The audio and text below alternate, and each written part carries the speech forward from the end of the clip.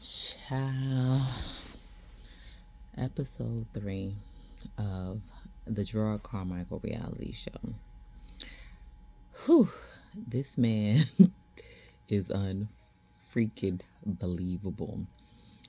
Not to mention that he got a white twink and they do race play. Now he's a shitty ass friend. Like, Jerrod, really? You a shitty ass friend? So in the beginning of the episode, it opens up. Okay, he's talking about his friendship and what a shitty friend he is and stuff, and he knows he's a shitty friend. Talking about he doesn't want to do things he doesn't want to do. So one of his closest friends, I don't know if he was the best friend at his wedding. He missed the whole fucking wedding. He was supposed to get a suit from Men's Warehouse, and his fancy smancy ass was like, nah. He told his assistant to get him sent from Tom Ford. He shows up at the wedding. He said, we're wearing black shirts. He had a white shirt on because he didn't take the time out to know what he was supposed to wear. He could have looked on Men's Warehouse, excuse me, but he didn't. And now he's there with a Tom Ford suit on with a white shirt. So they went to go look for a black shirt. He was like, oh, what, I'm supposed to just put this on? It's just weird. And then he stops for a hot dog. He was like, nah, I gotta stop for this. He misses the wedding. He just got there in time for the pictures.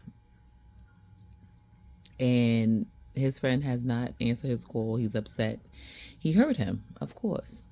Now his bestie since high school that we've seen in the other episodes, Jessica, she wants to be an actress. And she's moving with him to New York. And I ain't gonna lie, homegirl's a little, I know it's edited and all, but she a little messy and he not feeling it. And she getting on his goddamn nerves, and she getting on my nerves too. But he said when he was younger, reflecting back, saying when he was younger, he said, when I get rich, I'm gonna take care of everybody. And he said, funny thing happened. I got rich. I thought that was really funny. What I do like about how this is done, how this is edited and cut, he's telling the story. You know what it is? I just figured it out. It reminds me of basically Seinfeld, how Jerry sets up the episode by talking about certain things, subject that has something to do with the episode. Is exactly, oh my God, I just figured it out. It's exactly like that. So he does his stand up. He cuts in and out of stand up, and he's telling these stories that happened. Like in the beginning episode, he told a story about Pooh, his close friend, that he was, I don't know if the best friend or groomsman in the wedding. And he there standing and take a picture with his white shirt, everybody got on black shirt. I'd have been pissed too. So, for her birthday, Jess wants to go to the Hamptons. He was like, how you going to Hamptons? I ain't been to Hamptons. I think that's a little bit much, Jess, but whatever. Your bestie, he got bread, so why the fuck not? Girl, the surprise was he got an apartment, like, moved the fuck out. But she was so grateful for it. And she was crying and everything. And he's telling his boyfriend about it and everything. Which is also funny because he comes to visit, get his back blown out. And they have to be quiet because she's there. And that's when I think that was it for him. He want to fuck his man all while up against the windows, everybody to see all that stuff. So he was like, nah, I'm gonna get you an apartment. And it's a nice little cute apartment in the city, which I know it's a little bit of a grip. And that rent has to be like three bands a month or something like that. But that was real cool. And she's pursuing acting at her age. And I don't know how old she is. I don't know how sis is, maybe in her 30s, but you got a rich friend who's in the business. It should be easy for you.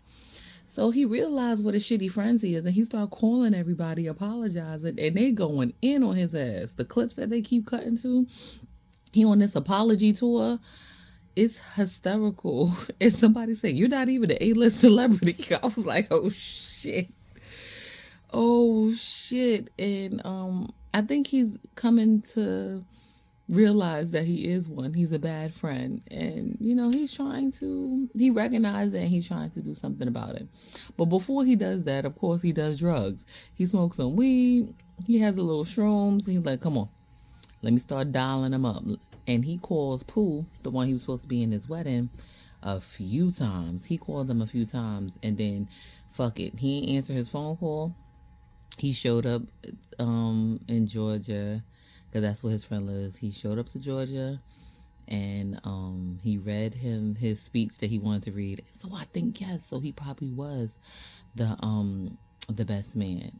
And he recorded it. Pooh Bear's recording it, and it was so sweet. I'm glad he did that. He said, "What you come here all dressed up?"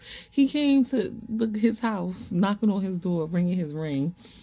Um, I thought it was so freaking sweet that he did that, and I think that is good that he recognized that.